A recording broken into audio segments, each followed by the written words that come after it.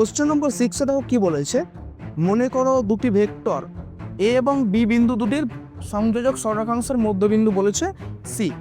তো ধরে নিলাম আমরা একটা রেখা নিচ্ছি এ এবং বি, এখানে একটা পয়েন্ট ধরে রয়েছে এ আর এখানে ধরো একটা পয়েন্ট রয়েছে বি, ওকে রয়েছে, এবং এ এবং বি এর বলেছে বিন্দুদের অবস্থান ভেক্টর যথাক্রমে a vector and c vector. ঠিক আছে, তাহলে এ এবং বি বিন্দু দুটির সংযোজক সরলরেখাংশের মধ্যবিন্দু আমাকে বলা হয়েছে কত, মধ্যবিন্দুটা বলে দিয়েছে সি। আর কি বলেছে, এ এবং সি বিন্দুর অবস্থান ভেক্টর বলে দিয়েছে আমাদেরকে small letter a and small letter c vector. কোশ্চেনটা বুঝতে পারলে?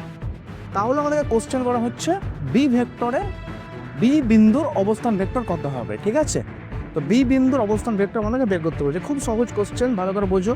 যেহেতু এটা বলেছে এ এবং বি বিন্দু, যেহেতু মধ্যবিন্দু হচ্ছে সি, সুতরাং আমরা যদি ধরে নিই যে বি ভেক্টরটি হচ্ছে, বি বিন্দুর অবস্থান ভেক্টরটি হচ্ছে এক্স, যদি ধরে নিই আমরা, তাহলে আমরা অবশ্যই বলতে পারবো এই দুটোকে যোগ করে দুইটা ভাগ করলে আমরা কী পাবো, মধ্যবিন্দুর স্থানাঙ্ক পেয়ে যাবো। ঠিক আছে, তো আমরা ধরে নিচ্ছি, ধরি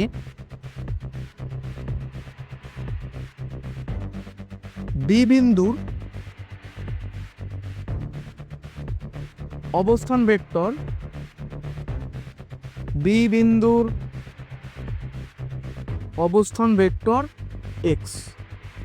আমরা ডিরেকশন জানা দিচ্ছি, কারণ ভেক্টর মানে কিন্তু তার মান এবং দিক দুটোই থাকতে হবে, তার জন্য অবশ্যই ডিরেকশনটা দিতে হবে, ডিরেকশন দেওয়াটা উচিত।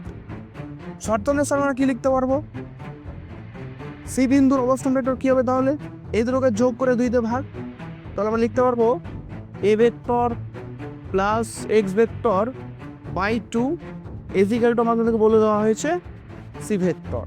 তাহলে এটা ভাগ আছে, ওপর এলে কী হবে, গুণ হয়ে যাবে, প্রত্যেকেই জানি। তাহলে বা কি লিখতে পারবো, a vector plus x vector সমান 2c ভেক্টর। এটা প্লাস আছে, ওপর এলে কী হবে, মাইনাস হয়ে যাবে, পক্ষান্তর করে পাই আমরা। তাহলে কি লিখতে পারবো আমরা, এক্স ভেক্টর সমান 2c ভেক্টর মাইনাস এ ভেক্টর।